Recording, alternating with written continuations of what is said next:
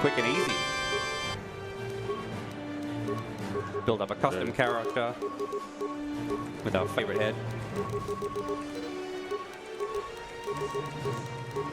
Breeze through some of the character creation. For reference here, Relentent is going the Scout class. It's just the more consistent of the two. Normally when you do a run, it's either the Scoundrel or the Scout.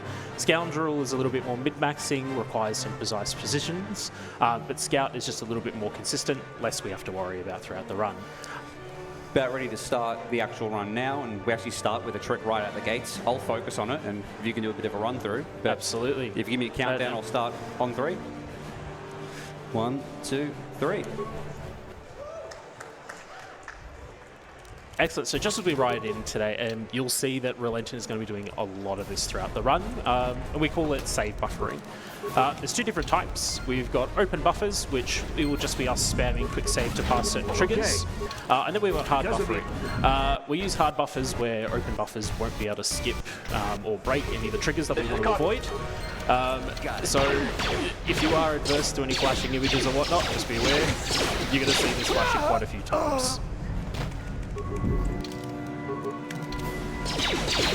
So as we start here, this is basically the tutorial, the start of KOTOR. Very self-explanatory. We're going to be taking as less combat as possible. We will be using Trask to take down some more enemies just for literally a bit of speed. It's important that we at least hit level 2 to actually progress and finish the tutorial. Otherwise, it just will not let us into the final triggers. The game does force you to level up, so that's good and bad. By the end of this, by the end of the run, we should be aiming for level 11, and you'll find that we'll be saving a lot of our level ups for very specific instances, whether it's for a quick heal or to get specific skills that will let us make progression a little bit more easier. This is the first instance in the game of real RNG going on in the background, so that's actual combat happening, not a pre-run cutscene. So, poor Jedi missed a couple of extra rounds there. You tried. That was one of the Jedi accompanying Bastila. Damn, we could have. Yes. Mash through as quick as we can. Yes. Queue up a couple of specific actions so we can move forward. And here, Relentent will be forced to level up, as I mentioned. And once we pass through the door here, we'll be lining up some buffers to skip a cutscene with Trask. We're about to save this fella's life and he doesn't even know it. Bastila. We now never see his death cutscene. We're going to be saving quite a few lives throughout this game. We do. That's the way of the Jedi. Correct.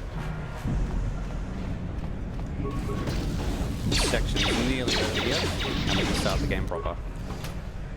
Generally, you know, you're tracking well with Endar Spire if you're roughly ending on around the 2 minutes 30, roughly. 2 minutes 30 game time. It'll be around about 3 minutes of real time. Yes.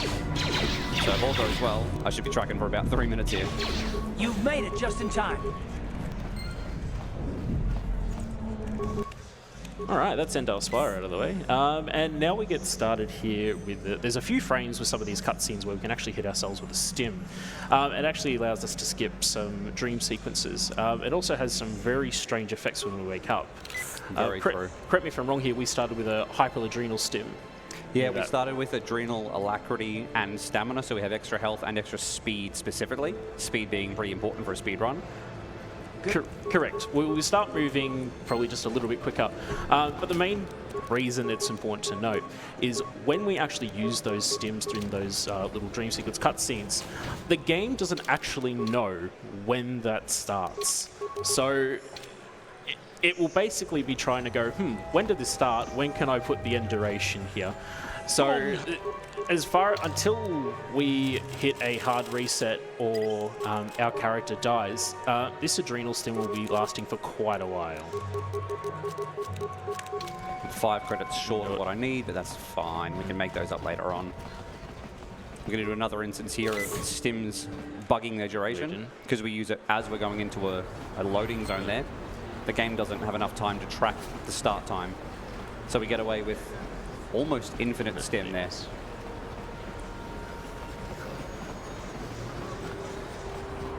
We've shaved a lot of time off the run here. For anyone who knows the game, we used to go all the way to the other side and speak to a couple of different merchants, but we got rid of that in favor of going faster. So there you just would have seen an example of a hard buffer here. There are, if you enjoy the game casually, it's fine. But for a speedrun, there are a lot of triggers, and the cutscenes aren't short either. They take a lot of time, and some of them can even trigger combat. So we will be using and abusing a lot of these buffers here. It's great to be able to skip things before they happen. Now, right here, we need to get past this checkpoint.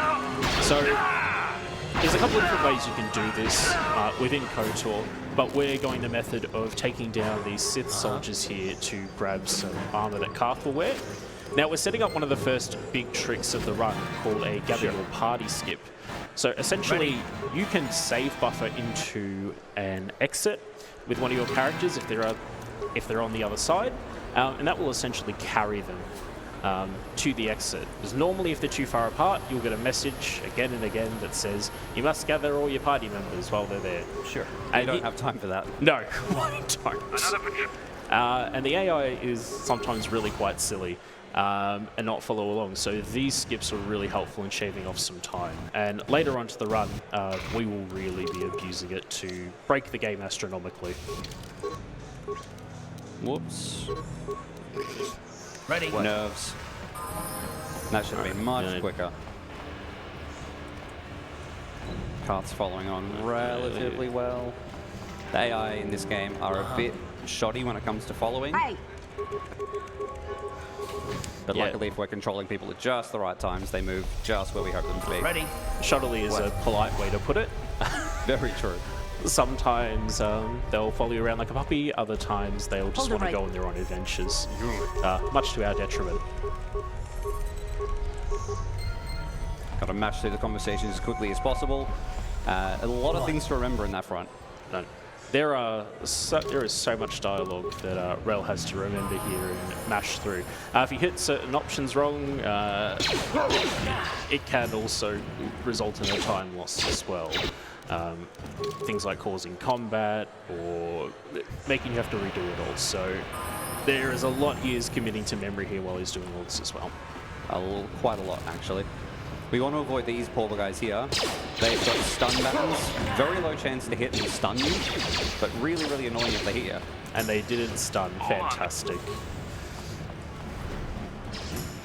Now, to a lot of people's chagrin, we're going to have to put Karth back in our party here. Never understood the hate for Karth. He's just boring and whines a lot. This is true. Whoops, not auto level there. Oh, we've got some cool graphical issues. Love this. Part and parcel with old games. Correct. One of BioWare's magnum opuses, as it were. Hurry, Hind. Classic BioWare with janky graphics. Run, Hindar, run! Open the gate! And if I open the gate, they'll kill us all. No, you can't. We're about to do save this. another It fella's isn't- life. Good old Hendar. Ready? What? Now, if this goes well, it should only be 2 turns of combat. Oh, lovely. How'd you like that? Something for casual fans, though. Karth Please, you does have more to help damage the me. closer he is to Nobody his else enemies. is gonna help me. Even the best. And now we get greeted to Best Girl of the game, mission. Best girl mission. We're forced to take her just for the first little bit to get us through the sewers here. And she's asked us to help free her friend Zalbar. What? Look, Karth. Mines. Huh? Sure. Ready? He took next So to we no bring damage. Karth That's in here. Yeah? Set a little bit of combat with the main character. Yes. So right here we're sending Karth on a solo rescue mission. We may want to do a jetpack as well. These Gomorians are going to whack him up like no tomorrow. Huh? Yes? Oh, not you. Old janky game. We get to skip quite a lot of dialogue here by using that tour. Gomorians can't hit us while we're in a cutscene. And the best part about it is after you free Zelda, the game has a flag where it just goes, cool, you should be right where the main character is. So You won't be able. it's similar to a Gather Your Party skip. It just takes us right to the door. Mission helps us unlock it. And then we're done with Best Girl. But don't worry, it won't be the last we're seeing of Mission. I guess you could say later on she'll be on a mission. She will be. This is a section that got recently completely remapped. We used to do a different trick, another one of those gather your party warps, including Calf usually, but we've changed the routing. We get to dance around a Rancor instead. In some ways, that's surprisingly safer. And funnily enough, more consistent, less convoluted as well. Definitely more consistent. That's fun. There's some textures in this game that you can get stuck on if you walk in just the wrong frame. Alright, here is the Rancor that one-shot insta-kills you if it decides If looks it you hits the you, wrong way. you're done for. Hopefully Ril should be taking the right arc to avoid it. Doesn't swing its arms. There He you was go. technically too far away to hit me. Goodbye, Mr. Rancor.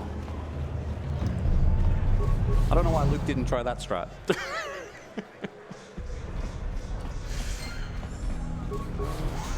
Now we're going to run into one of the most egregious spots of RNG in the game.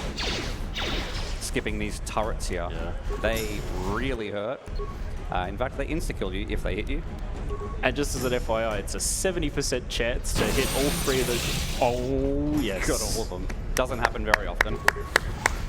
70% chance, but it never ever feels like 70. Yeah, because it's a 70% chance on each of them. Not too bad. These guys are deceptively painful. They hurt. And right now we're collecting spikes that we're going to use later on in the game. And the routing for those is very tight. If we use one more than we're supposed to, we're done. Correct. So, for those of you who have played KOTOR before, when we get to the last part of escaping Taras, we are going to be using a combination of hard buffers along with the 6 computer spikes to essentially just skip what would normally be an easily 30-40 minute section of the game if you were to play casually. Now here, Rel is doing a hard buffer to delay this cutscene to pick up the swoop part. Normally you'd have to do some combat here, but if we're able to move past the trigger, we're essentially able to get to this cutscene here. And normally your options would either be kill Gaddon back at the back base, or you can just kill old mate there and take the part. We don't want to do combat, and there's only one of us, and they hurt. So we're just going to accept the quest here to go and kill Gaddon. But because we have the swoop part, we've got a funny little interaction coming up. Yeah, we do. We broke the game and we're on 2 quests at the same time. That shouldn't coincide. That's just us loading up a teleport point for later. Yeah. And now we get to go racing some swoop bikes. So normally when you come in here after accepting the quest from the Volcar base to kill Gaddon, Gaddon isn't here. However, we still have the option for some reason to say, hey, we have the prototype engine for the swoop. tells me you have the swoop engine accelerator. There's a couple of guys there. I don't know if they're supposed to be there or not. I mean, who are we accepting the quest from? Gaddon 1, Gaddon 2, or? Just try to Who's got the relax, front and in the speaking? morning we'll take you to the swoop. We'll Just go with Gaddon. him. Excellent. Just Gaddon.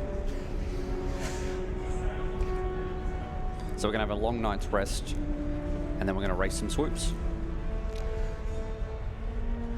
And we'll be racing with the prototype engine because Gaddon feels more comfortable with us riding in a swoop that could potentially explode than one of his own. And the reason we're doing this is we're here to free Bastila. We'll free her. We'll free her. Even though she thinks she doesn't need us, but...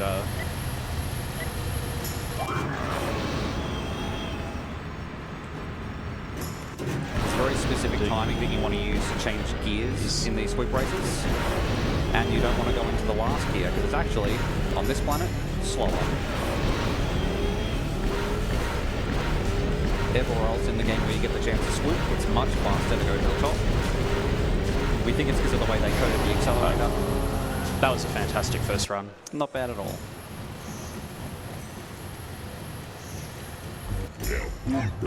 We got beaten by Redros. By half a second. It's alright, we'll go faster the second time. By being better and byproduct of the swoop engine itself.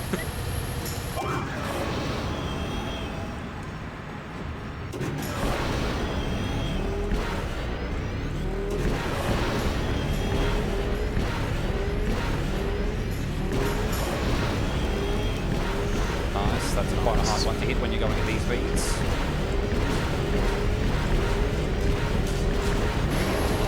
Very, very nice time. Not bad at all. And here we are to celebrate. Now, we're doing a hard buffer here, because if we don't, we trigger a nice round of combat. But now we've done that. All of those guys. Well, maybe They're just frozen in place, and we can just free Bastila. right away. Even if you triggered Between the combat, three she's of not us, even I'm meant to sure be in we that can figure cage, out but some she's way just to going to get walk off free this because she planet can. before the She's Sith all right. realize we're here. Another hard buffer just to skip conversations. Bastila. Ah, we missed it. It's some provision. That's okay. Right, so now we're coming to what would normally be Taris 2 if we were doing live splits of this. This is where we're going to meet a Mandalorian, Canderous. And he's heard on the grapevine that we want off Taris now that we have Bastila. So he's going to be sending us to a Sith base to get some Sith code since Taris is under quarantine, and any ship that leaves it is going to be deleted. Yeah, you can't get off the planet. So we're on our way to get, in my humble opinion, the best party member in the game. And this is also the first instance of us really using these save teleports. Yes. During the game's quick saving, it can't properly calculate how much distance you should have been traveling, so it just guesses and guesses wrong. And it gets egregiously worse and worse and worse throughout the game, to the point where we're covering entire maps with it. There are certain planets where save teleporting isn't viable because at certain parts of the game, just like you would with a save file, it builds up the further you progress. But there are certain checkpoints and checks where it actually clears some of that cache. And the next planet we end on, Dantooine, will be one of those first examples of it clearing the cache. Bit of a problem there with our poor buddy not following us.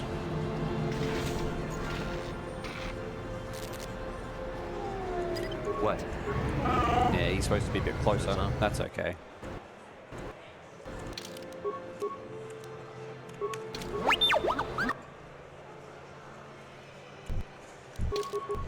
So now we're in the Sith base, just doing a hard buffer to enter a cutscene here. We would have to bribe the receptionist not to call the guards on us. Yeah, don't want guards. Correct, and we'll be taking a few fights here just for experience. It's very important that we do, because we're going to be coming up to the first run killer of the game. And it's, at this point, it is complete RNG. So it can either go well or not well. Not what tends to be the way with the good old governor. Good old mate governor.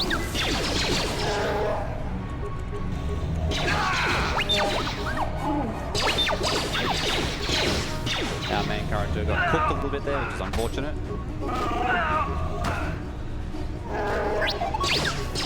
T3 can do all the work. Best party member. He's a good boy. Very good boy. Yes? Bit unfortunate because we lost our stims, but better than nothing. I guess just while we're going to the next part, if you have any donations, I'm far away. Donations we do have. So we've had a $1 anonymous donation in person, and we've also had a $10 donation from Mother Play, who says, hands up everyone who wanted KOTOR 3 back in the day. Oh yeah, definitely want to go to it. Agreed. Yes? Yes? That was a pretty solid assault droid as well. Not bad. That can Nice. definitely go worse. Now this is where things can go much worse. Alright, so what we're going to do here is we're going to hopefully do some concussion mines to stun the governor. Then Zalba and the main character will just be very nice. That's a very low chance for the stun to hit, which is why we queue up so many of them to try. And T3 is hopefully just going to be doing that stun beam to where we can get him low enough. A bit rough here when he starts to drain health.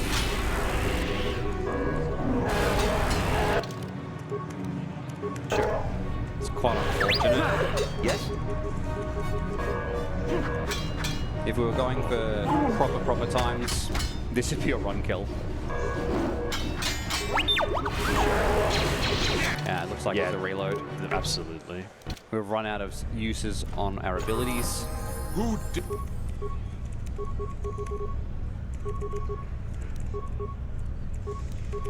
Yes? Ooh, not looking good. The RNG is not in our favor. Oh, don't hit T3.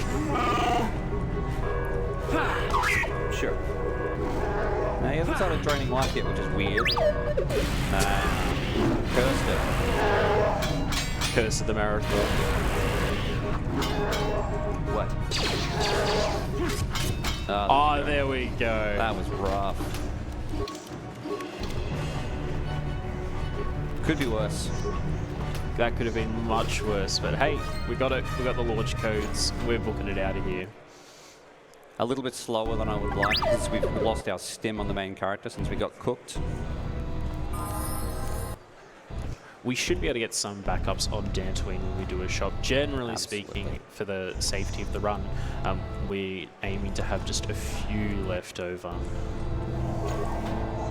And we will quickly do a reset of the game here, because that memory leak, it builds up. So periodically we have to just give a quick Alt F4, relaunch the game. So not everyone might be able to see it, but Rel is playing this on a very tiny window with Task Manager on the side here. Generally when we hit about 1.2, 1.3 meg of data, memory rather, we want to reset the game, otherwise it can crash and in some instances soft lock us. Soft locking, not good. No, not good, and we don't have time for that. But the more we save buffer and save teleport, it is going to rapidly build up that memory, and some of the later planets where we get some of those bigger save teleports, we need to be very careful with how we do it. Bit rough here. What? Cool. So that's most of Taras done now. I figured. First uninterruptible cutscene of the game. We'll just sit back, relax, and Good time for donations if any came through. yes, please. No donations at the moment, but I would like to remind everyone that we do have several incentives running at the moment, particularly for the next game, Stardew Valley. We have incentive as to whether or not you want to pick the cat or the dog as the pet. Personally, I'm on Team Cat, so if you want to get your donations in for cat, that would be greatly appreciated on my Billions end. of people on Team Taras. Cat's definitely the way to go. We'd be slaughtering countless innocent civilians, not to mention our own men still on the surface. Your predecessor Definitely don't want to once lose all made those the innocent mistake of civilians. questioning No. my orders And they're still on Taras. That's true. We won't be for You long are though. not so foolish as to make the same Do you think Taras will be fine mistake. after this? I think we're not going to find out today. No, I don't think we Of course will. not, my Lord Object Maverick. impermanence, Taras will be I will fine. do as You can't convince me command, otherwise. But it will take several hours to position our fleet. Then I suggest you begin immediately. You are He's dismissed, dismissed. Axel. So Yes, the next section that we're going into here, Darvik's Estate, usually pretty interesting section, quite lengthy. We're going to break it and skip it in about a minute. This is what we were talking about before in regards to the computer spikes and hard buffering. So normally we'd be sent to some guest quarters, and be a lot of rigmarole we have to do. We just get left in the opening cutscene when we first go into Davik Mansion. Right at the front door here.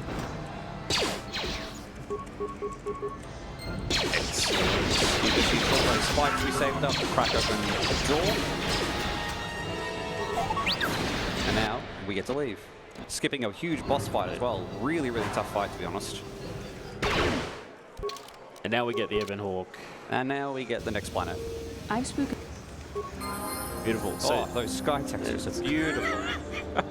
Wowee. this game never ceases to amaze me. Sure. So while we make our way to the Jedi Council, T3 is going to be our Uber driver, as it were. He's going to buy us some stims and deliver them to us within the next couple of business days, or rather, the Yes. next couple of seconds. We got Amazon Prime on that one. Prime T3? Yeah. That'd be nice. Skip out on a really rude cutscene with Valleja there. He tells you off for not wearing the right robes. Sorry, we just got here. Yeah.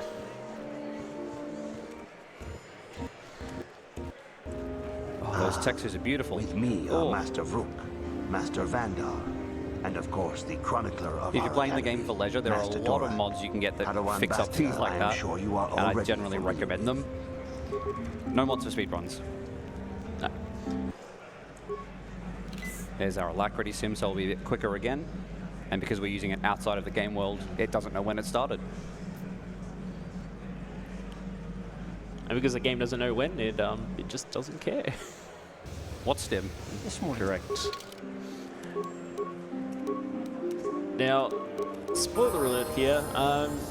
For those of you who haven't played KOTOR before, we're actually we thought the Force is kind of neato, and then we sort of alluded to bits in Taris that we skipped.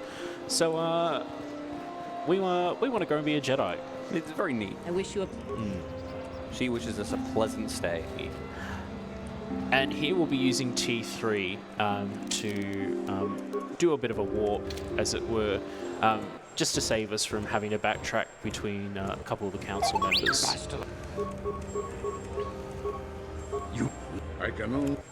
That's quite a tough trick to get the first try, but we got lucky and got it. Very, very nice. Greeting.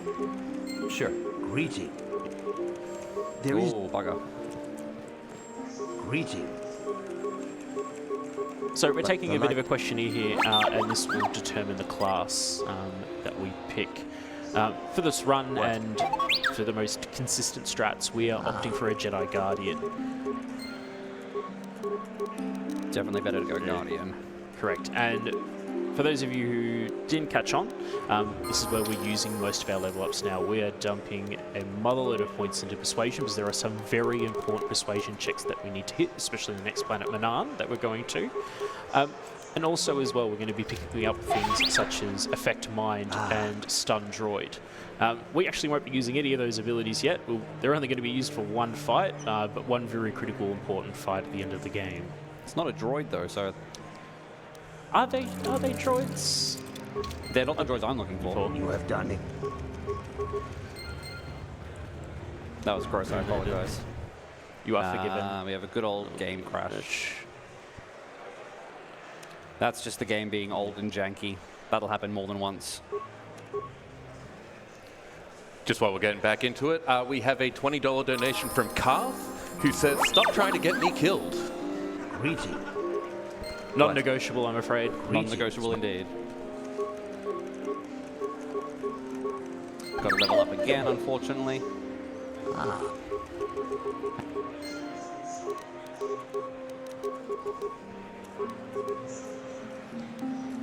That's alright. Good thing I remember what to do. Now, I know we're talking about save buffers a lot, but now that we have Force powers, we get access to a new buffer, which is a soft buffer, or otherwise known as a Force buffer. So, essentially, while we're doing a lot of these quick save buffers, there are some small windows where we can actually use our Force power here to essentially give us a little bit more of a more generous frame to skip some skips. Yeah. Skip some triggers, rather. Dodge a lot of cutscenes, dodge a lot of uninterruptibles by interrupting them.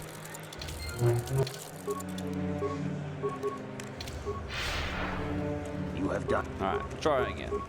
We've done well.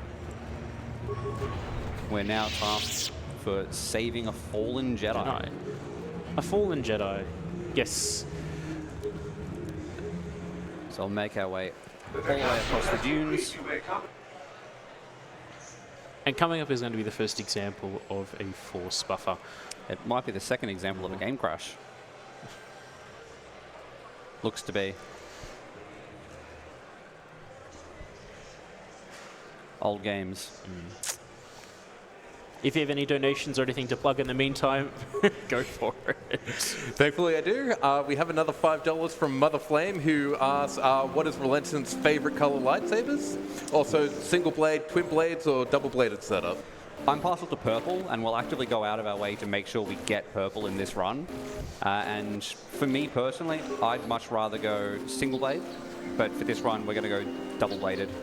Near the end, at least. More damage. God, that skybox is beautiful. Textures go burr. It's a bit of an unusual one, I'll admit. So I've got to ask you, Rel, what is good? What is evil? It's hard to say, to be honest. Oh, evil is the game crashing. Evil is the Star Wars KOTOR executable. Yeah. It's hard to avoid. It's an old janky game. That's why when we measure the timing for these, we use the in-game time. The game's ticking along, counting. Oh, geez. Counting how long the game's been live for, and that saves to the save file. We're going to use that in our official timers to know when our run finished. Back to the philosophical questions of good and evil, though. Good and evil, yes. So, for a fallen Jedi who sort of had no choice and had to put down their master, is it right to redeem or make them surrender to the dark side? You. Never mind, she's been redeemed. Yeah, she's redeemed. She's fine. I don't know if the executable is going to be redeemed or if it's going to crash again, but that's fine. Not much you can do to get around it. No. So How many crashes have we had so far? I think it was 3, but it's all right. 3. Juhani's there. She's happy. She's saved. Yes. We've done the right thing. Earned some light side points. We've proven that we are a Jedi. You have done. We've done well. We have done well. Now we move on to our next assignment. I demand. This guy's a bit rude. We'll leave him in the dirt. Yeah. Hang on a second. Oh. Wait. Is that Sith or Jedi Juhani? Doesn't matter. Now there are And- 2 of them. This is getting out of hand. Oh, another crash. Love that. Probably just worth explaining there as well. Rel used a skip, well, not really a skip. This game has a unique feature where you can just return to the Ebon Hawk in some areas. But the funny part is, you also have the option, once you return to the Ebon Hawk, to return back to where you were. So by using that when he redeemed Juhani, he was able to go back straight to that area, and it's going to save us a significant amount of footwork to get to the Jedi ruins that we're going to have to pillage shortly. It should save us time, but if the game crashes and we have to do it twice... If you have excuse me. It is good. I demand. Try again. And I'll do more safety saves. yeah, I think we just have to keep an eye on that. If people are keeping count, by the way, every game crash that we get here, if anyone wants to join me, we'll donate $1 for every game crash we get going forward. Shouldn't have said that. It crashed again. So if people want to keep count, by all means, please. Just while we're getting started up again, we have a $20 donation from Duke Dorby, who has no comment.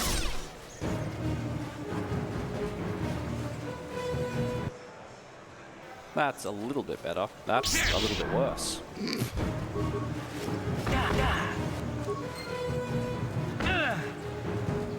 I've not run into this kind of texture issue in a... No, I was going to say this is unique. I guess it's a long time ago. It was in a galaxy far, far away. Back in 2003. Yeah, maybe this guy did look like this. I love seeing Dantooine in hyperspace constantly. Cool. So here we're going to put Bastila and Karth into the party. We're going to do a little bit of cooperative pillaging. We're going to send the main character to the right and Bastila to the left. Yes? And we just have some tricky PC puzzles that Rel needs to memorize. That's one out of the way.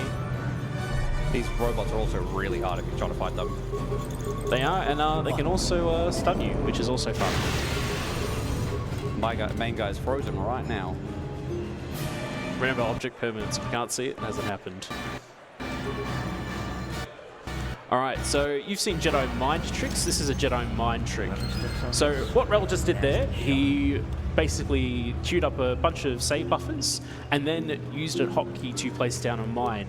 Now, fun fact there, when you interact and place down a mine, when the mine is finished arming, it will actually just skip the cutscene, which we're going to use quite a few times when we're interacting with a couple of NPCs and most of the star maps that we find throughout the game. It's a good way to save time, because a lot of those cutscenes are followed by conversation as well. Long cutscenes. Really important for the story, but we're not so interested in the story right now. We just want to go fast and go wherever these star charts are going to take us, I guess. You have returned, young Padawan. We've returned. Have you discovered what it was we tell that them the good Revenant news. We returned found the to your ship things. with Bastila, We can go and we will summon out you. into the wider galaxy. Padawan, Hopefully. That's you the have game been crash loyal to again. discovering the story. Cool. So now we'll go back to where we were. So we can go back to the Hawk. Okay, so you want to explain the map, CS Skip? Yeah, so we're about to go through a couple of procedures to skip all of the different loading between maps. When you queue up flying to another planet, you can click the buttons up the top right of the screen, one of them being the map button, bringing up that UI, and you can return to the Ebon Hawk. Oh, textures are great. It'll require 2 in most cases, because the first time I was like, okay, I guess I'll take you back to the Hawk. The second time it recognizes, oh, you were meant to be on a different planet. Sick. And then we're on Manan. I cannot wait to see what underwater Manan looks like. Oh, I'm nervous. With the textures janking the way that they are.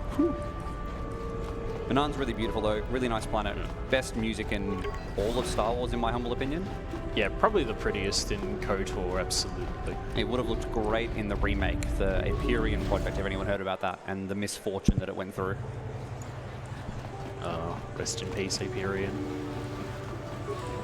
Say hi to Steve.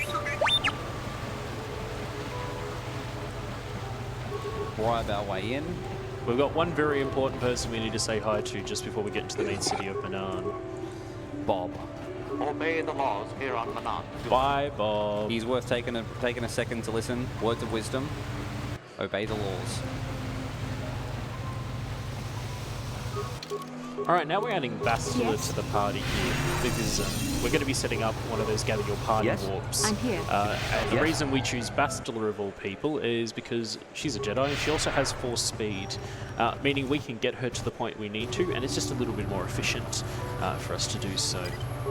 A lot more efficient. Yes? So we split the party here and send Bastila one way, What? while we go the other. So we can I'm here. two-pronged, 2 things at once. What?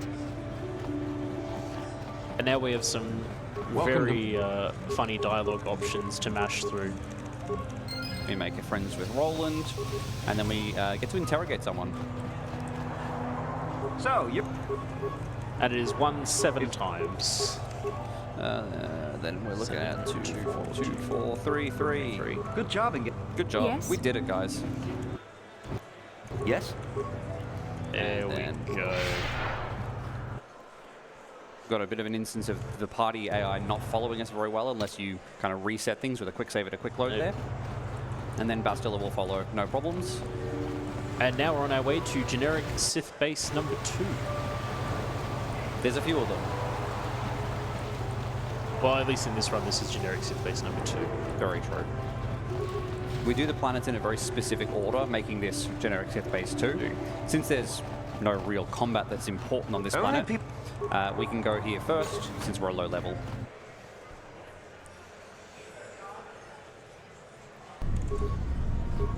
And to What Rel's can I point do? as well, you can actually visit a lot of the planets at any order you'd like.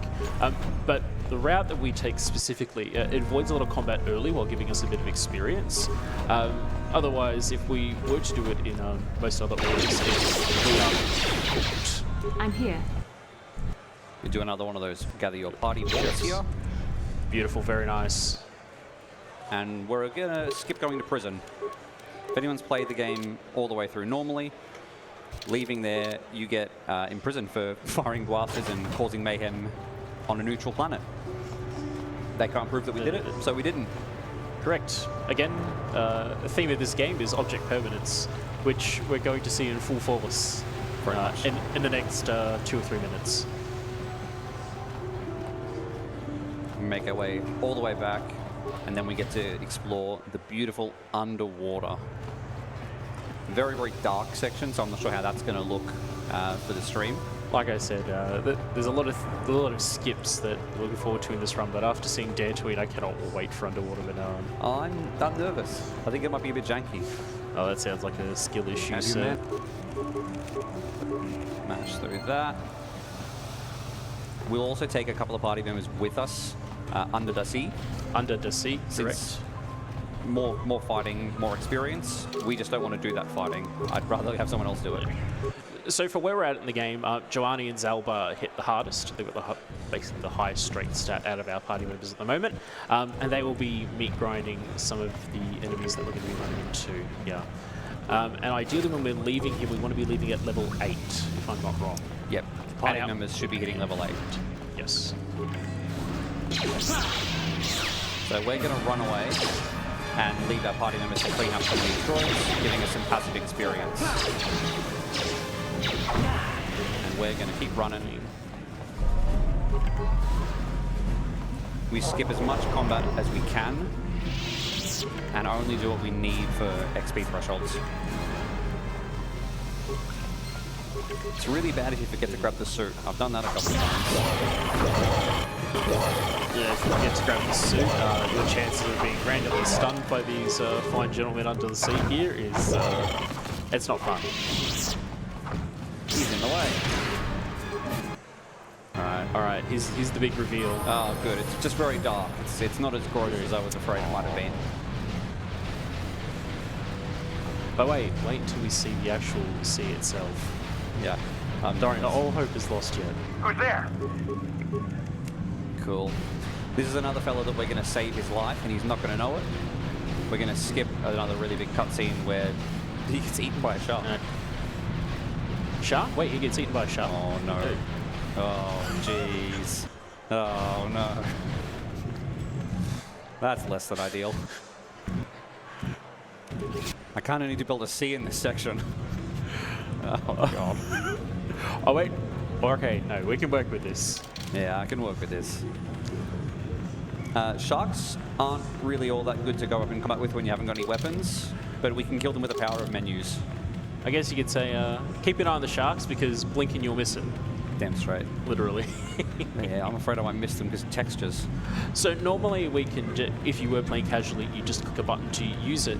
But a fun little thing about KOTOR's combat system is we can just use items from the menu once per turn in combat. And because these sharks don't actually enter combat with us, because they'll one-shot us if we do, we can just open the menu, hit enter, and they die. Nice and fun. Less fun than, you know, being eaten. Correct. Again, object permanence. Oh, What we can't see doesn't hurt us. That's, yeah, very true. This is one of the only instances of us auto-leveling in the run.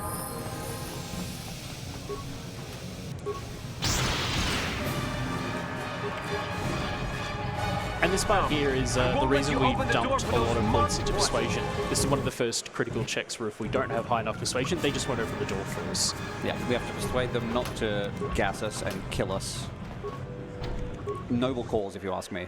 Correct. Self-preservation, very noble. We're going to try to take 2 sharks out at once here. They'll creep up on me back. Oh, very nice. This is the longest uninterrupted, boring walk in the run, so if anything's come through, now's a great time. Any donations or philosophies you'd like to report, go for it.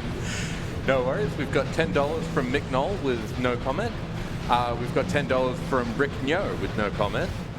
We've got $50 from Damja Darcy, who says, "Love your work, gents. Dad's proud. XOXO Gossip Paul." What a good lad.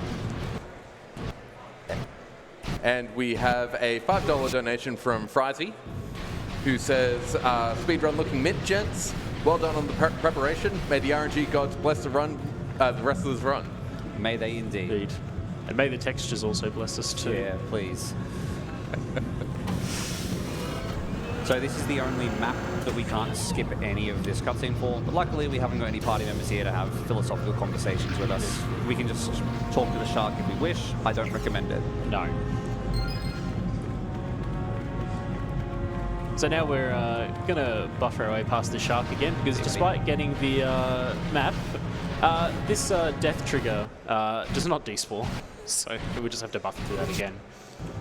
Yeah, that's one of the only ones that doesn't go away when you pass it the first time, so we have to skip it on the way in and on the way out. There are a lot of choices you have to make in KOTOR, and unfortunately save buffer, or fortunately I should say, save buffering lets us avoid it because your 2 options here on Manan to get rid of the shark is either blow up the base or poison the waters and kill the sharks. Again, we're quite pacifists here and believe in the Force, so why would we? Yeah, I don't want to blow up the base. My people are in there. I also don't want to poison the water. Shark didn't do any harm by me. No, correct. We just looked at them and they were just playing dead, right? They're sleeping. Yeah, sleeping, of course. And that's the underwater section basically done for. Oh, Selva, Giovanni, nice to see you again. So they didn't make their way far enough down to this void. Pretty common. They get their level up, which is nice. These guys are still in combat to an extent, so some of them might passively die while we're running through. If we don't know, Vicky, we do have some backups for experience. Oh, there we go. Very nice. Now, this poor fella is my favorite NPC in the game, and sadly we don't speak to him in this run, but he's voiced by the voice actor of Neelix, if anyone knows who that is. Alrighty, and that's basically Manan done, and we're going to set up another map CS skip and move on to Tatooine. Whoops, that's not where I want to go at all. I span too quick. And that's the reason we try to soft buffer through the ship there. There's a few times where Zell was like, well, I don't know about bringing these people on board. It's not nice. It scares me. All right, Tatooine. So I'm going to let Rel lock in here. We're going to talk about Crate Skip. Again, for people who haven't played KOTOR, Crate is this really scary, mean dragon just minding his own business in his cave. Unfortunately, that's where the next star map is. There is a lot of convoluted things you need to run through to normally get it. However, with a combination of some very precise positioning between Bastila and T3 and some Jedi Minds, we're essentially going to break the cutscene and skip a couple of triggers where normally it'd be an instant party wipe, but instead, while that cutscene is playing, we're going to interrupt it so Crate moves into a very particular position that we can skirt around him, get the star map, and then essentially get off Tatooine as quickly as we can. So this is... do apologize here. This is the most egregious save teleporting chunk of the game, so if you've got any kind of sensitivity to flashing, look away. So you can roughly see here how egregious save teleporting is. This gets about twice as worse when we get to Korriban and Lahan. Missed that little walkway there.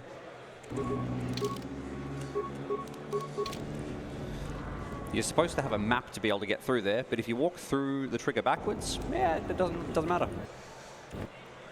All right, so buffering up these save teleports to get to Crate's cave.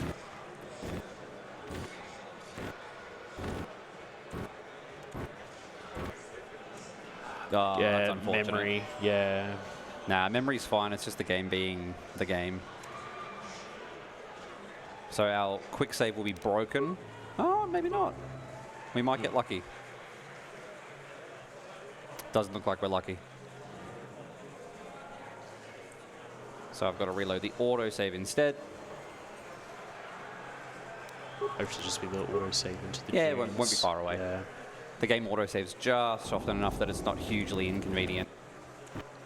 Hey, at least we cleared the cache as well, so that's not a bad thing. Very true. This skip here, though, like we were saying, really, really janky, really, really funny. But it's better than the alternative. There's a skip that we used to use that is a 2-frame window. Where you click the right button at just the right time. This is going to be tricky with the textures here. Normally, there are textures here that I should be able to see. It's hopefully we can get this working. We'll have to just wing it. Yeah. Yes? So there's normally a particular spot on the floor that you can see with the textures on where you'd have to light up T3. So how this is going to work is with T3 on a specific spot on the floor. When Rel Jedi mind tricks towards T3 here, he's going to want to speak to T3 and trigger the Crate cutscene. Then he's going to quickly swap to T3 to speak to Bastila. The reason we put Bastila and T3 here is there's no random dialogue between T3 and any other party member. Is this first try? I'm here. Sure. I'm here. So Dragon took a step. All right, so if he can loot the corpse, that's a good sign. Wow, we just did that without being able to see the ground. Oh, that's actually quite impressive. crazy. I'll say.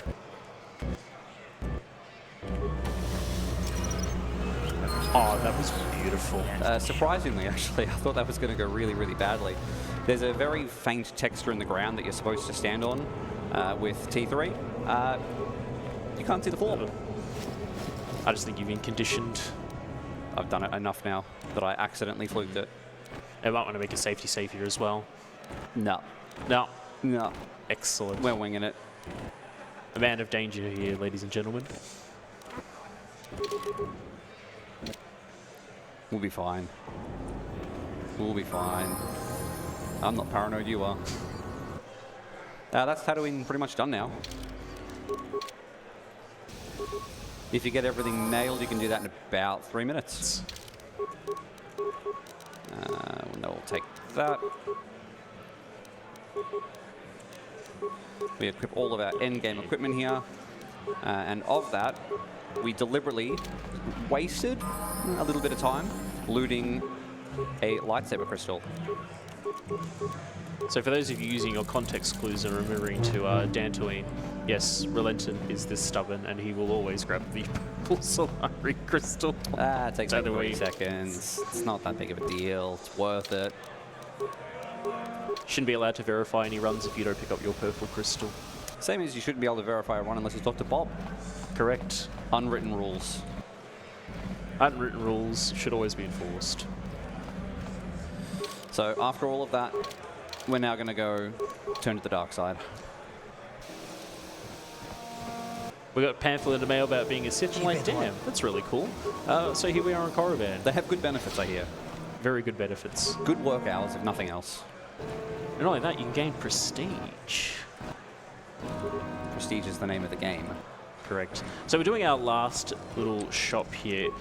We're essentially going to be selling almost everything, and then buying a big bunch of stims. And whatever we have left from the stims, we're just going to put into med packs. Big menu.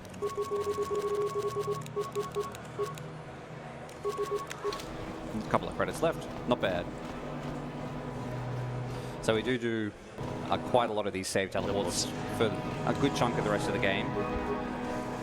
If they bother you, and if you're not a particular fan, there are also glitchless runs that people do for KOTOR that you can't take advantage of this.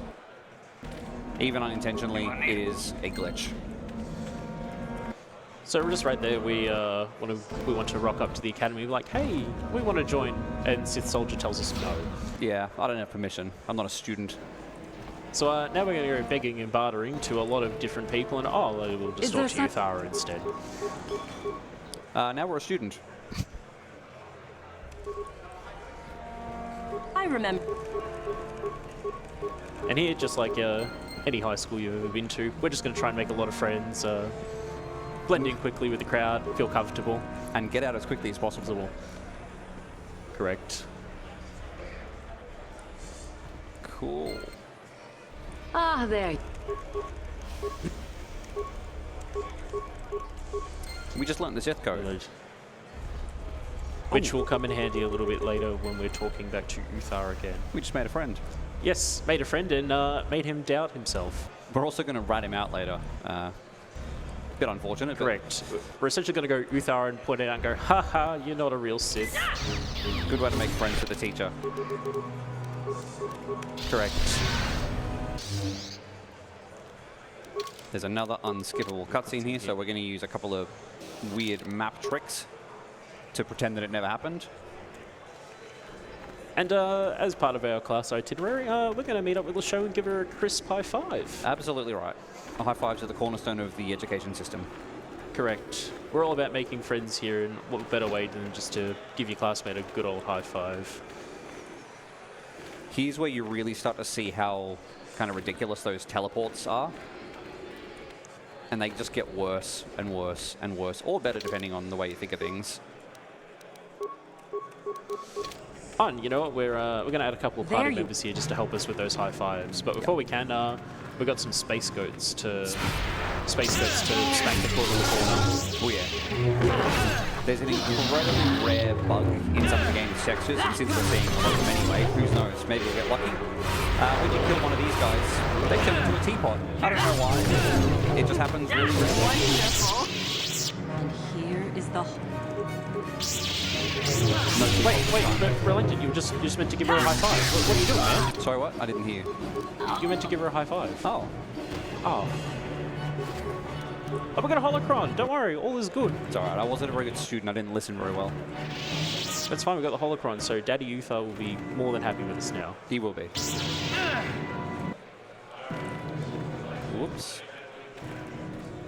Memory's looking a little bit on the sketchy side, so I'm going to do a reset very soon. Yeah, I think just before we enter the academy, probably do a reset there.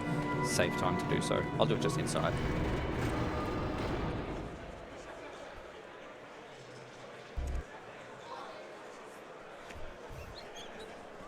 Timing. Good thing going in there, I believe, is an autosave. If it's not, I'll be sad. Oh, I tried to let the quick save. Apologies. That's me being a buffoon. Do we have any Sith-related donations while we're loading in? Nothing Sith-related yet, but we do have a $10 donation from Mother Flame saying, "Don't lose hope. Here's hoping Saber Interactive can save the KOTOR remake." That would be nice. And we also have a $20 donation from Trask Olga, who says, "Hey Trooper, I just got to Dantooine. We should have a space coffee and catch up. Love, Trask." All I can say is in this run, he didn't die. It's canon. He didn't die. Again, object permanence. He's fine. He's just cruising. Unfortunately, I'm foolish. My autosave was after I'd already gotten back. It's just one of those days. It is. Even the door's having one of those days. Who isn't? Where's my holocron? Should be in there somewhere. Yeah. We're just going to pretend it is. Yeah, I'm pretty sure it is. Otherwise, the show would have been there. All right, so this is the first instance after we mash through some text here. Now, this is the first, I believe, one of the few instances in the game where there is a variable with a text where you may get a different prompt when you go through it. But now that we've gained more prestige with Uther, we are going to set up some soft buffers here. Pretty sure the show bug was supposed to be there. Oh dear. That's fine. But essentially, when we get back, we are going to be queuing up some soft buffers, open buffers rather, and then ending with a Jedi mind trick to quickly then mash through some Uther dialogue. That will throw us straight into the Temple of Naga's Shadow, where we'll be going to our next star map. That map's quite a tricky one to get because there's a couple of weird textures that we have to line up just so. Did someone say There textures? you are. Yeah, they Finally. are, honestly. I'm nervous.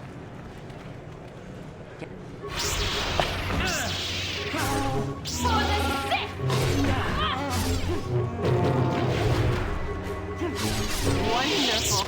Please don't break. Second chance for a high five. Second chance, you did do it again. Download too slow. That's the truth. Yeah, too slow, just below the knees apparently. Too slow hits a bit too close to home in a speed run, please.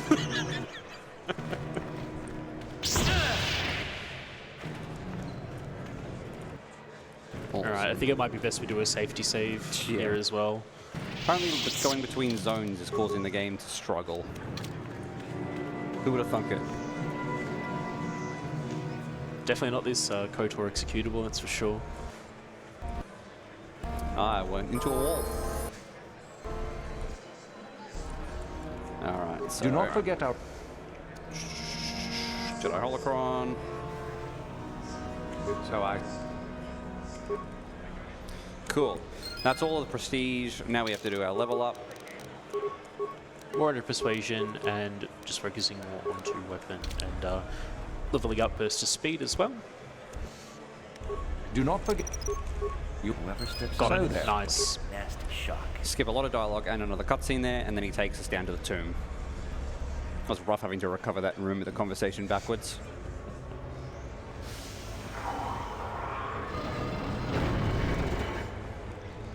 Very. Cool.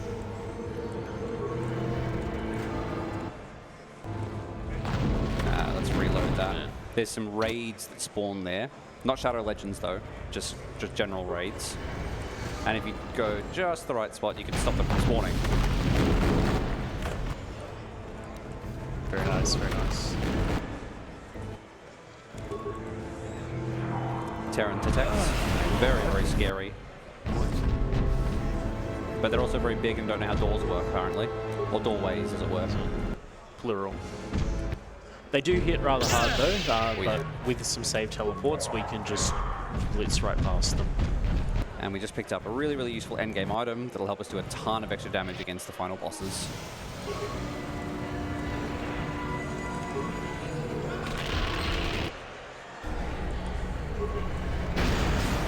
That was cool. I'll do a safety save here, because this is a bit of a tight trick.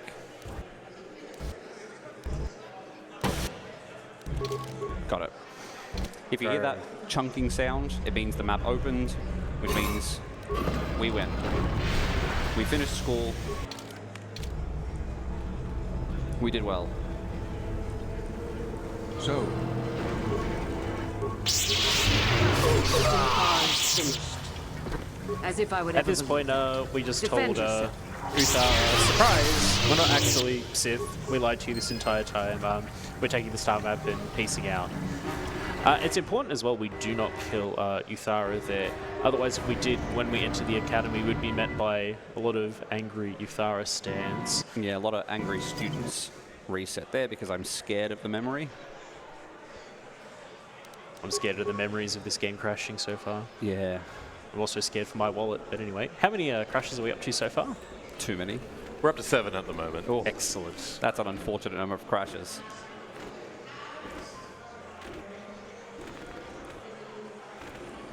As you can see there, though, those save teleports, they're just stupid at this point in the game. Cool, we're done with school.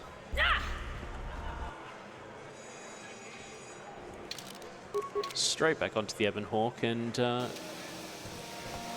gonna be everything's gonna be fine. We're gonna go to Kashyyyk. It's gonna Yep. be cool. Nothing bad's gonna happen. What about the droid attack on the Wookiees? Sorry, wrong time. Wrong time. Oh no, we've been interrupted. But I was assured. What I happened? was assured that nothing could possibly going go on? wrong on the way to Kashyyyk. Fifth Never. interdictor ship. They must have been waiting for us in the hyperspace room. We're This caught is in one their of tractor beam. the riskiest sections of the Recognize run. the ship. It's just so variable the whether it Leviathan. goes well or terribly. Sold carrots. If anyone's left a brand new puppy at home with a lot of cordial, and you come back about 6 hours later to see your home an absolute mess, this is what the Leviathan is. There are so Maybe I many can things that can go wrong. Everything goes wrong on the Leviathan.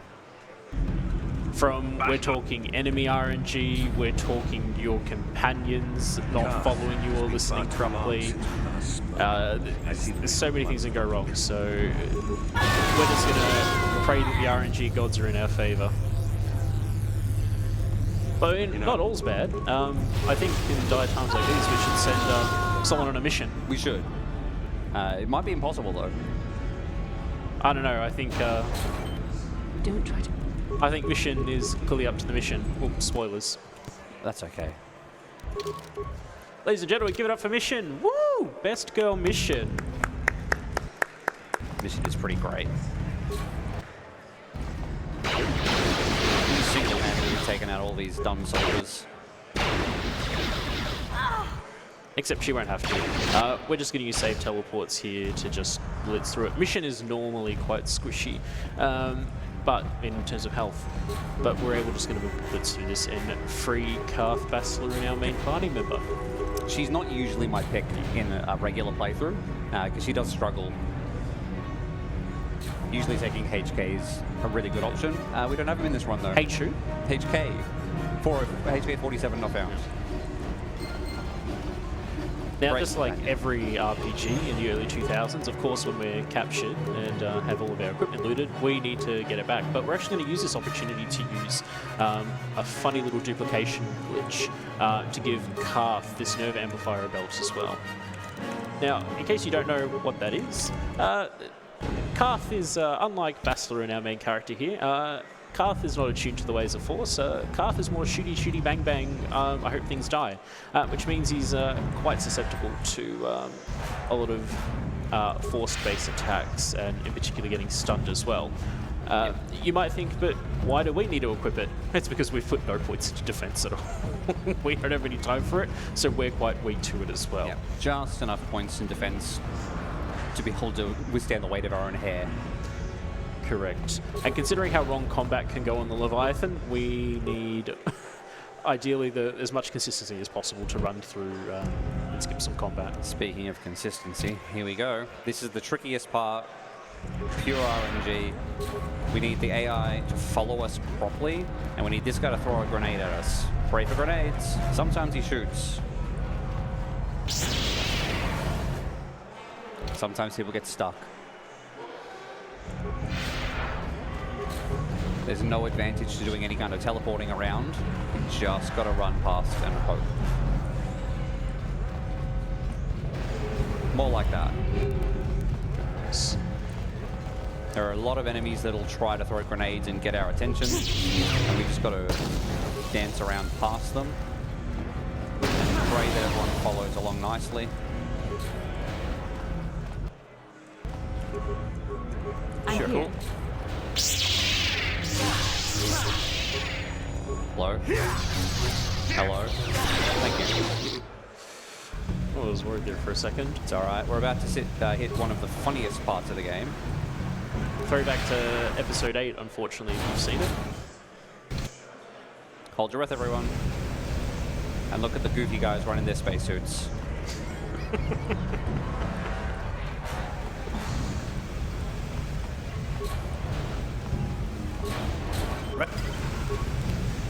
Space ain't got nothing on Karth. No, not on us either. This is one of the sections of the game that we have to have him with us, for better or worse. It's forced fighting interaction.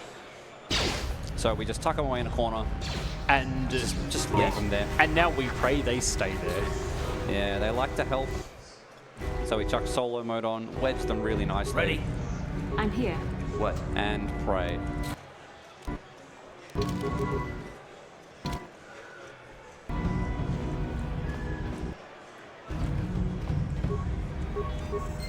Just did everything we need to. Unfortunately, we don't have enough spikes to send the ship barreling into a star.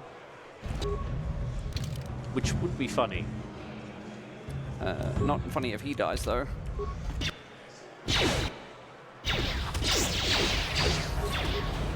Takes a lot of damage, as my friend Phil Swift would say. Could you imagine flex tape to make the Leviathan consistent? Apparently he's fine with grenade range. Now that's a lot of damage. Yeah, it was. Quick save and a quick reload to hopefully reset their AI. It doesn't always work because old janky game. Why it works in the first place, I couldn't tell you. Above our pay grade. Look at this. Look at this monkey back there. I don't even know what's going on. Look at these guys. Yes? And hopefully we can get everyone in just in far enough. When we were doing a practice run a couple of days ago, when we were getting into the elevator, Yes.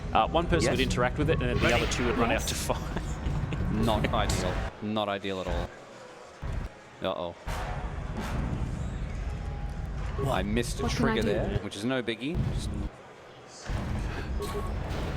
So we're about to enter the first Mallet fight of the run. Sure. Now, this is another one similar to the Governor, where we're going to want to buff ourselves up to give us the best chance possible. Yep, very much so. But Mallet hurts. We've kept it all nice and under wraps so far. No. It's a big secret that we're about to have revealed to us. Darth. Down you go! For anyone that hasn't played the game, this is one of the most coveted secrets in any kind of Star Wars RPG. And we can't skip it, for better or worse. We can't. Wait, who is that? That's just a strange guy. Wait, is that? No, surely not. Is that John Star Wars? It's me. No way. Fun reveal for the first time you play the game. And then that's about as much context as you'll get watching a speedrun like this. Now we get to fight Malik by ourselves.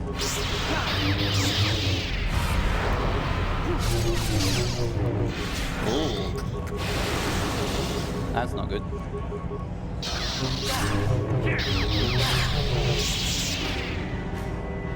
Hey, we got it. We did a little skip there. Don't know why it works, but if you use an item at just the right time, it teleports you onto the other side of a door. So one less door to open. A couple of seconds it saves is quite nice. Really inconsequential, but hey. Yeah, we're just putting some stims on again because we're back. Fighting Malik again. Every chance we can get to kill him in one hit. Or 2 hits. 2 hits, that's not bad. This isn't over, Malik. She's throwing a lightsaber right there. Trust I'll me. hold Malik off. You two get out of here. Find the Star Forge. I love pretend throwing lightsabers. No! One of the best recorded no's of all time there. Sure. And I guess there's also another spoiler alert. That's actually when you play casually the last time you get Bastila in your party. Very true. Last time you have her as a companion. So we went from 3 Jedi down to 2, but alas, it was not lost. We will be getting one more party member on the next planet, Kashyyyk. Our last one's really hard to hit. Really hard to see. Nice. Hey! Where's Bastila? Don't worry about it. No further questions, Your Honor. Memory's not doing too bad. We'll need to reset that soon. Yeah, probably when we get to the first elevator of Kashyyyk, I think. Not a bad shout. Also do a safety save because I'm starting to get scared again.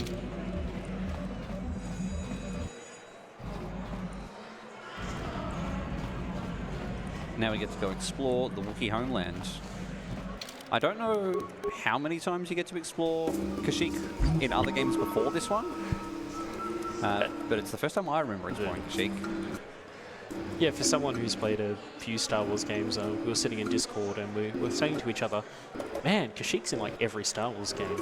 And then after looking at Wikipedia, turns out it's not as many as we thought. So I think there's about like half the Star Wars games that didn't have Kashyyyk. Maybe it's just the poison swamp forest syndrome that you have with Star Wars games. You just expect it to be there. Use a lot of the save teleporting to skip things. Add another one to the counter. Yep, another one to the counter.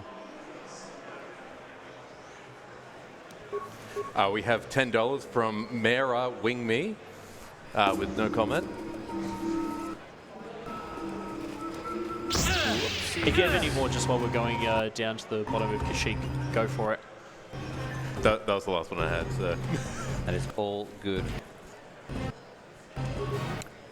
But we'll like to use the opportunity to let everyone know that we are AusSpeedruns, the AusSpeedruns at PAX. We are raising money for Game on Cancer. Game on Cancer is a charity which funds early career cancer researchers who are working all across all areas of cancer research to make this the last generation to die of cancer. If you'd like to donate, you can either donate in person over at the desk, or if you're online and just want to donate with, just want to donate online, you can just go to donate.ausspeedruns.com. Ow.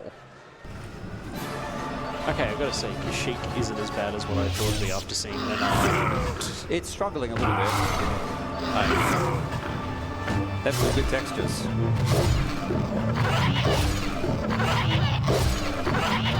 Now we meet Jolie. Sure. He's the last companion we're going to get to add to our party. The game is very generous and... Oh, God. The game is very generous, similar to games like Mass Effect, which BioWare also did, in giving you access to all the classes through some of your other party members. Jolie is a Jedi consulate which There's another crash. unfortunately I wish breaks the game, but it doesn't. Yep. Jolie isn't useless though. While a consulate isn't really the best, because the force powers aren't that great, we will be using Jolie in the final boss fight because he has one very important ability. Outside of that though, for normal combat and hitting things, he's unfortunately underwhelming. Yep. Combat's not his strong suit. He's a philosopher. He's a lover, not a fighter. Who are you? Another... Poor fella. Jeez, textures. You want anything?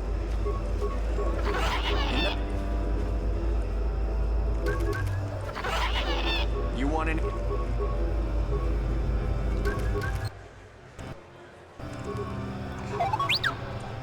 Yes?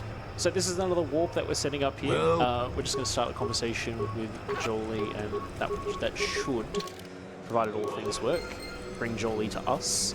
Save us having to track all the way back to his hut and all the way back here and avoiding some combat.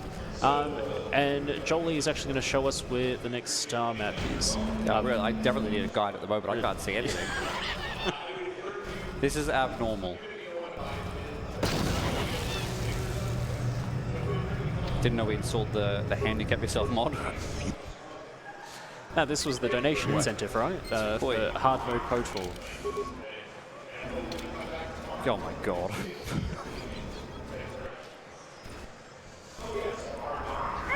Unusual. Hopefully we get the timing on that right. We didn't, that's unfortunate.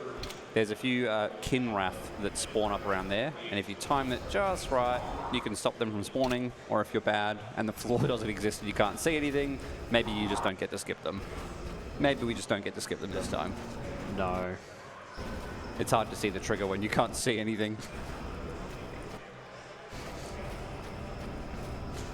Cool. So now we do another one of those Jedi Mind tricks. Yeah, if we don't do the Jedi Mind trick, it is a very, very long questionnaire of why do you deserve to star map?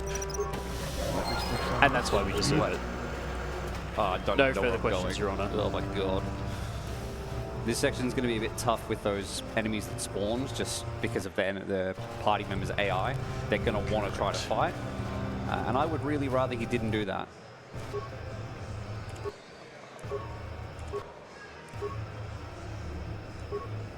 Ooh. Yep. Yes? We'll try and keep him up with this. Just a little bit janky. What? Very nice recovery. Don't know yet. We'll see. Yep, he's there. Nice. Whew. Like we said, Jolie is very underwhelming in combat, and considering we are under-leveled, it would only make it more difficult and waste a significant time loss. Oh, yeah. It's actually very important that this planet's last, though, for story reasons. That star map that we just gathered, if you found out that you're Revan, you can just say, give me the map. And it goes, oh yeah, that checks. You were that rude last time you were here. And gives you the map. Otherwise, questionnaire, which flavor of Starburst are you kind of thing. Correct. It's like Pokemon Mystery Dungeon level questionnaire almost. Except you have to put your thumb on the bottom screen. Gotta skip past these guys that shouldn't be there. That's unfortunate. Oh my god. The vines. Cool. Sure. All right, as we slowly head out of Kashyyyk, we're going to be making our way, well, forcibly making our way to Lahon. Oh yeah. On our way to the last real planet of the game. And then we've just got the end game. So essentially we have all the pieces to go to what is the Star Forge. But on our way there, unfortunately it's not going to go as planned. Well, hey, maybe it will. Maybe this time it'll be fine. Maybe this time the game won't crash. Shh. You can't say that. Maybe this time my wallet will be saved. I have a bad feeling about this. Oh, it's so uncanny. All is well in the world for now. Cool. Now we do have to actually cross our fingers just a little bit. There's a RNG-based do you get a starfighter section here. We didn't. I did make a mistake there, though. So I have to alt F4. That's not a crash, that's on me. A skill issue, as they call them. Yeah, skillish me. I'm supposed to do a map CS skip. I was lost in the source of crashes.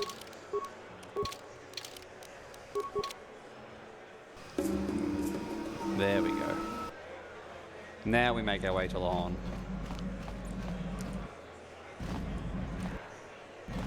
And it's actually not too bad of a time to have reset. This is why we cut out nice things. It's completely RNG if we get these fighter sections going. No one's been able to find any rhyme or reason to it. It's not based on XP or anything that we can figure out. But now the save teleports are about as wacky as they get. And this is the last planet we're able to use them. So for anyone that's gotten bored of looking at menus, I get it. Don't worry, it's nearly over. The game crashed. Are we at double digits now? I think we are. We have just entered the double digits. Yeah, baby. Let's go. It's all right. I saved just before we went out. I don't think I've lost as much time to game crashes in ever. Excuse me. Double digits and a bit. 1 + 10 = 11. Nice pair of ones over here. Look, at the end of the day, it's for charity. It's for a good cause. Let's do a safety save, so we have to run less when it crashes again. Cool. So starting here at Lahan, oh, look at the sky. Oh, that is beautiful. Rel is actually going to run to the South Beach here just to grab a loading trigger. So he can teleport point for later, yeah. Yeah, just teleport later. Make it a little bit more efficient. Yeah, other than that, we are going to go back to the Ebon Hawk and we're going to do some one-on-one combat with the one. Except it won't be one. It'll be many. Well, he's the one, but he has more friends than I think is fair. For someone who calls himself the one, he's not as cool as Neo from the Matrix, I'll give you that. Correct. More like the one coward. We voluntarily fights us. Yeah. I thought I had something better for that one. That's okay. That was awful. That's terrible. all right. I'll let you off.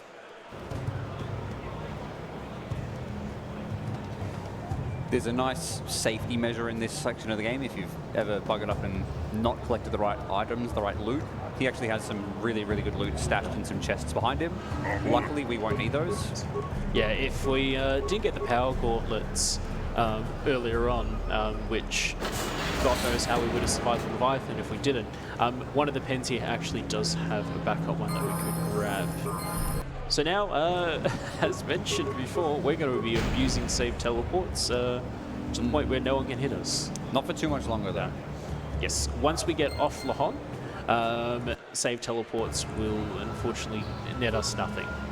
Buffers will still be very useful for us to skip some triggers, but in terms of shooting us across the beautiful textured map here, not so much. This is a good example of how silly they get. I don't know why it works like this. I don't know why it happens. Something, memory big. Something, dark side. Although we're kind of neutral at the moment. Which, speaking of alignment, we didn't really touch on it, but throughout this game, you can make choices that will either put you light side or dark side, akin if anyone's played Mass Effect, Renegade or Paragon. We're actually going to end this run on the light side. As all Jedi should. As all Jedi should. Uh-oh. Now the crash.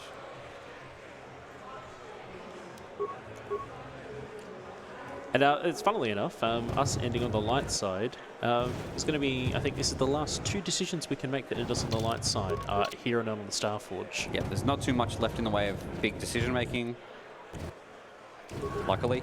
But where we end up on alignment will actually affect the boss fight, because normally if you end up on the dark side, only be able to do it solo, but if you end up on the light side, you can actually bring companions with you. Very true. You really just keep blacking out and waking up 20 meters down the road, don't you? Oh yeah. Jumaju's problem. Yeah, look, we're looking into getting that handbrake on his car fixed, but we'll get back to you on that one when it's done.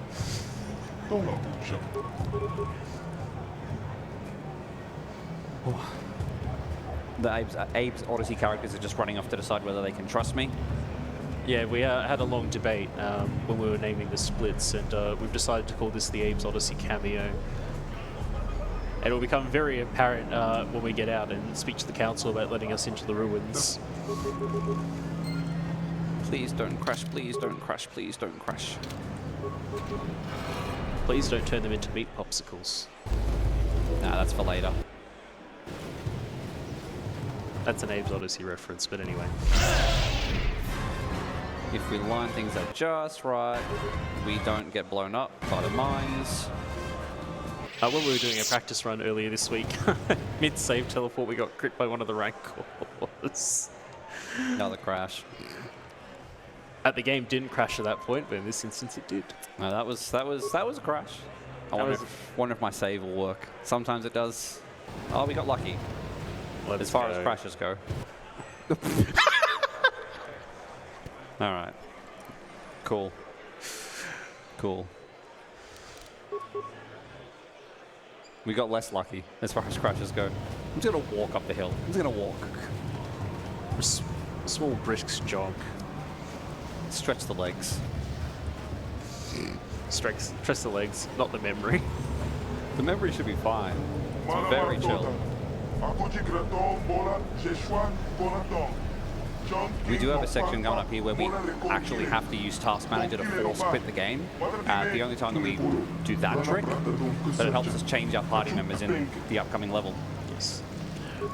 Just for some story beats here, we're essentially detected something amiss with the Force, and that is causing this barrier in Lahon to bring any ship that gets close to Starforge down to orbit. And Jolie and Joanni know that something's amiss, and you're forced to have them as party members, unless you break the game, quit out of it, and load into our totally not corrupt, not broken quick save here. That loads us in before we went through the trigger, so we can change our party. Yes, and we're taking Canderous. If anyone remembers Canderous, we had him a little bit on Dantooine in the last bit of Taris. In terms of Canderous, is he helpful combat here? No. No. Is he good looking and handsome? Yes.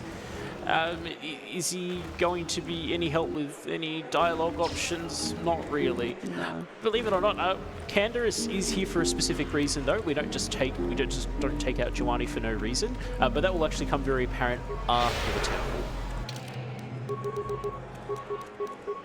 Load up on all of our buffs. And right now, we've left our other party members at a doorway on the other side of the map, which we are just close enough to that the game thinks my party's with me and we can go into this loading zone. I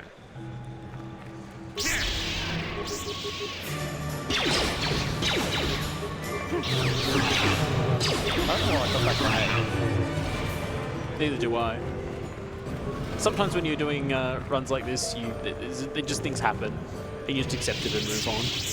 I remember this puzzle being incredibly difficult to solve as a child. Whoa. Much easier as an adult. Much easier adult. If anyone needs to remember that puzzle, it's just H for help me solve the puzzle. Good. Now we have a really weird bug that we're going to exploit here, using one of those gather your parties. But with the save teleports being as stupid as they are now, it's really, really hard to line things up and time things right. So for reasons that I'm not fully aware, we turn VSync off and it makes it easier. Run just a little bit slanted downwards. Yes? Whoa. And we should be able to time it just so. Or not. What? Huh? That's quick saving very quickly. Yeah, We'll turn that back on and make it harder on ourselves. Yes? This is one of the most awkward tricks in the run. Huh? Probably just have a bit of serious time here. Got it. Nice. That's really, really frustrating to get that one right. And now we get to confront Darth Waifu. Wait, Bastila went to the dark side, but how? Where? Why? I don't know, I lost track. It was all happening so fast and among so many crashes. So spoiler alert, Bastila's evil now. Yeah, that's it. He's shooting, he's helping in combat. So that's the Bastila fight done.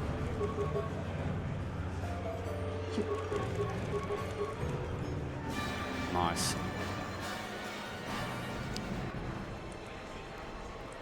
Right about at the end now.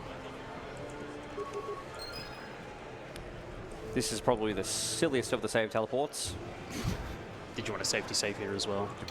You don't jinx me there. Huh? Oh, cool. Yes? Yes? Thank goodness Canderous is handsome. Yes? Oh, Jolie, you Yes? stupid fool. All right, Yeah. now we have some very slow backtracking to get out of the temple. Little bit, yeah. And it will become very apparent as to why we have Canderous in the party as well. It is worth specifically reminding everyone that you're not supposed to be able to have him in your party here. The game doesn't expect it. Correct. No, please. This is just cinema. I My love feelings. this. My feelings hurt. I did not do a safety save there.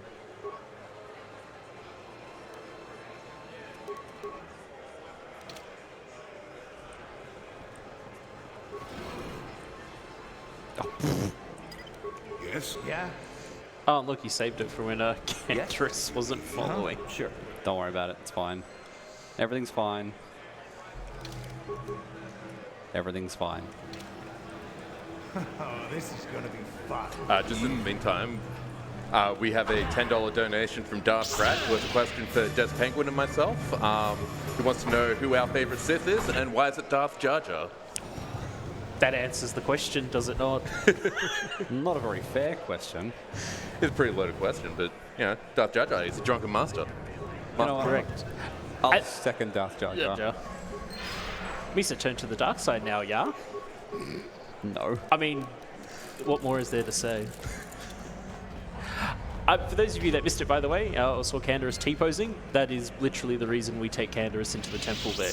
Yep. So, because you're forced to take Giovanni and Jolie there, when you get back to the beach, because Canderous isn't meant to be there, his natural spawn point, the game says, spawn Canderous here.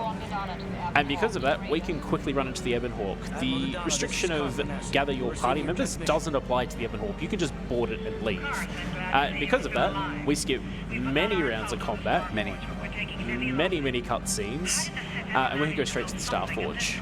Sadly, we can't skip this cutscene. This is 2 minutes and 40 seconds of uninterrupted story. You mean we can't skip the one of the best voice-acted cutscenes? No. There is Master Vander from Dantooine makes a return here. His voice actor slams a door in the cutscene, which you'll be able to hear with the headphones on. And I'm pretty sure the microphone he used to record it was broken. You'll hear.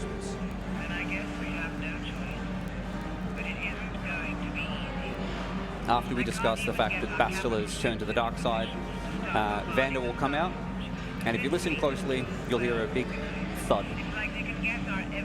It's like you could hear the voice booth closing as they were hopping in. It's because of Bastila, Edwin. She turned to the dark side and became Malik's apprentice. We suspect she's somewhere on that space station right now. We're going to go sort that out. Battle meditation against you and your fleet. This is Master Vander. Just after he's... There it is. Not easy to hear in the room. If you've heard anyone prank you on Discord with those door noises, it's almost what it sounds like, but just a little quieter. How can we do that if she's on the space station? We'll send a squadron of Jedi Knights. Very, very bad quality voice acting here. Their small ships will be able to fly through the Sith blockade and dock on the space station So the Star Forge is our last section. And for the most part, it will just be our main character running through it all. Yep. And this is the part where save teleports cease to be. They provide us no benefit besides buffering to skip certain triggers. Don't No worry, more Admiral. distance. Yevon and her crew are going to see this through to the So we just run. We just run with our highest level of burst of speed and lots of stims. We changed our crystals in our lightsaber before with one that deals extra damage to Darkside users. Since that's pretty much all we fight here, it's a pretty good choice. It's going to be very helpful against Malik as well. He is a Darkside user. No way. Say it ain't so. Now, we've got a couple of funny instances of the game being old here. As we open this door, there's a couple of enemies that block our path that are supposed to be triggered by a cutscene. We just click on the door, and the game will just figure out how to get around them, even though the player model actually doesn't fit and shouldn't fit. These nice gentlemen will move out of the way as long as we're persistent. I said as long as we're persistent.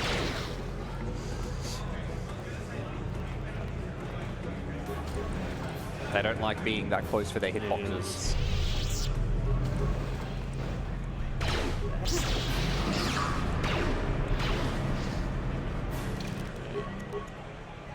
Again, yeah, I was going to say you absolutely want to be doing some safety saves here. A few buffers coming up here. That's just to skip a big cutscene and a lot of enemies. These guys would all come fight us, and I ain't about that. Again, we try to be pacifists where possible. I don't want to kill anybody, but I do want to kill Malik. We do want to kill Malik. Can confirm is the point of the game.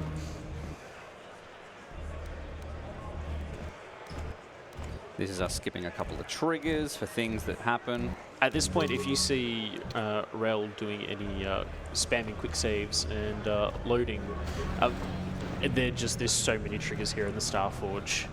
A lot of conversations that we just don't want to have. Being the climax of the game, a lot of story comes right to a head here. Yeah.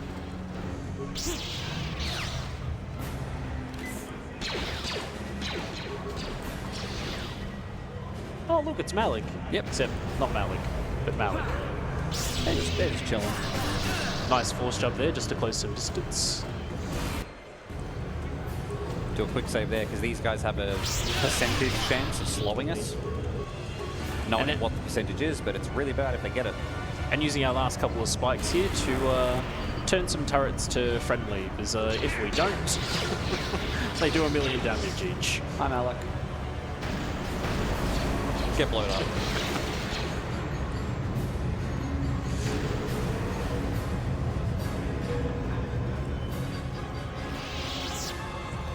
Nearly there.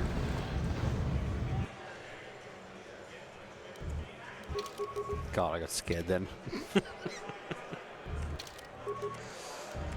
I don't trust anything anymore.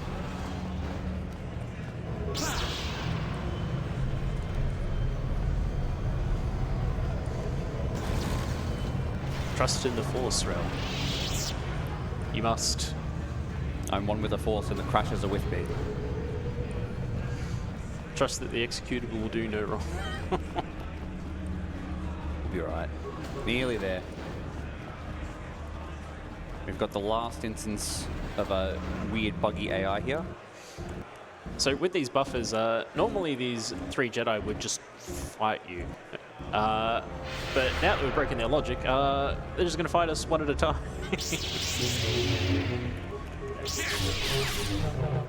And we should also hit our last level during this combat. Nice. If you don't level up there, it changes the rest of the game. Correct. So we're good that we did it there. Otherwise, in the next fight coming up, we would actually have to kill Bastila.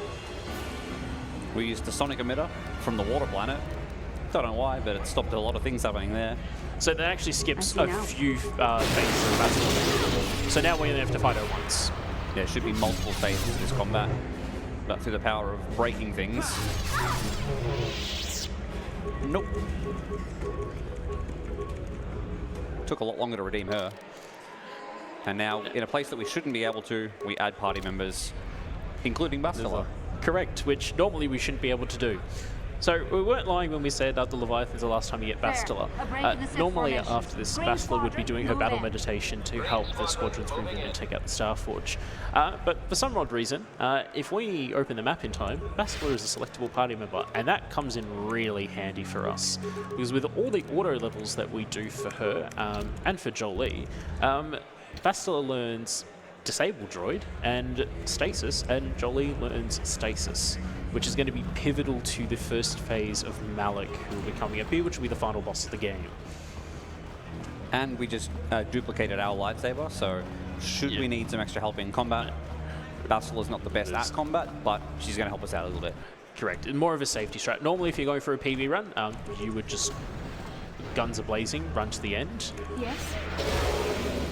Hello. Yes? Sure. What can I do? There you go. We just bugged through the textures. Sure. And then we're up to the final confrontation.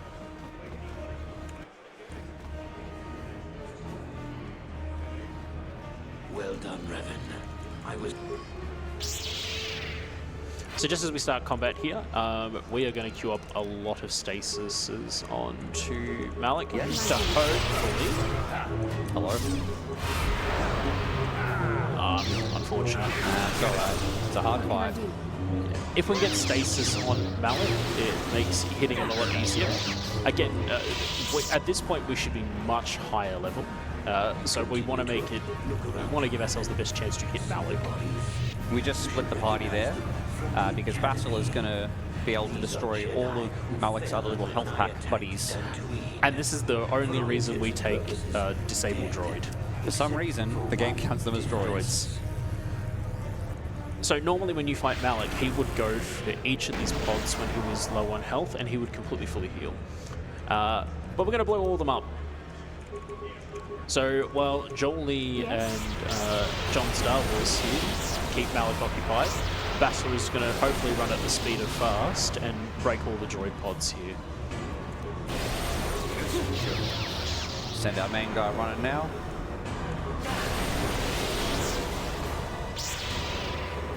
He's just turned off all our force powers. Kind of not the greatest. Waste a little bit of time turning them back on because we do need them. And the run is about to end for the sake of the timer. As soon as Malik drops, the screen will fade to black. When it does, we win. So when the screen fades to black after Malik goes down, that will be time. And there he goes. Time. 142. Not bad. Cannot be beaten. He can't be beaten. I'm the dog. He can't be, but he was. So that's the end of the run. Do you have any shout-outs before we sign off? Or shout out to Revan. He did a pretty good job. Good old John Star Wars. John Star Wars himself. Beautiful. But that will be our time. That's us sorted, yeah. Yes. Little bit ahead, so hopefully that helps get things back on track for the next runs. Hopefully. Thank you so much. Yeah, congratulations. Great effort getting it done in 1 hour, 42 minutes, 31 seconds, and 15 crashes.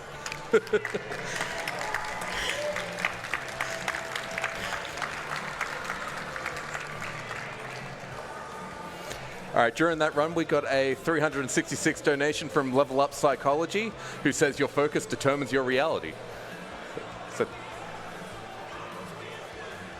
we still have a donation match coming from A Bear with a Shotgun, still for around $500-ish. So for the next $500, if you're wanting to donate to the cause, that's basically a 2-for-1 deal. So your $1 counts as 2, so if you want to get in on that. But once again, we are AusSpeedruns. We are raising money for Game on Cancer.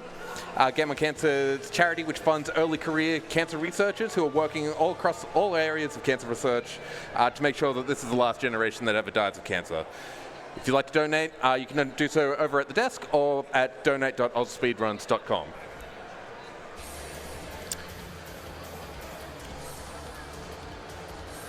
And for those of you who aren't in the audience but watching on stream on Twitch, in addition to donating the Twitch revenue that we get, we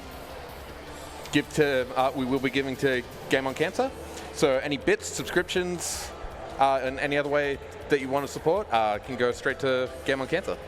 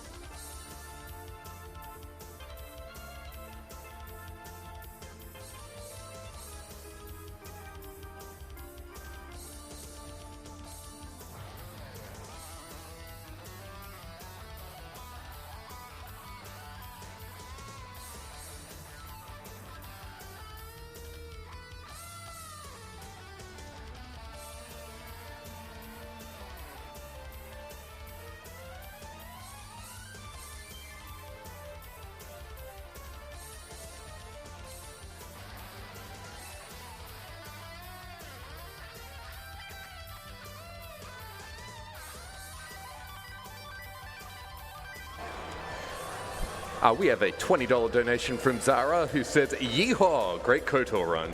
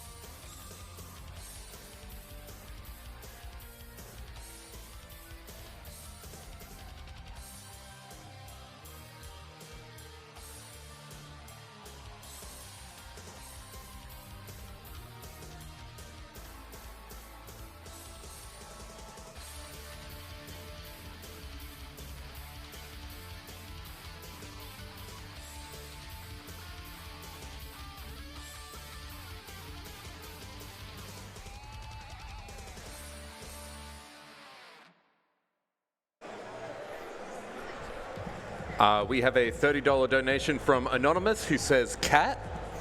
And we have another $30 donation from myself, $2 for each of the KOTOR crashes. And that's going towards the cat for Stardew Valley. So currently the cat is in the lead at $90, whereas the dog is only at $25. So any dog lovers wanting to get your donation in for that incentive? Not much time left.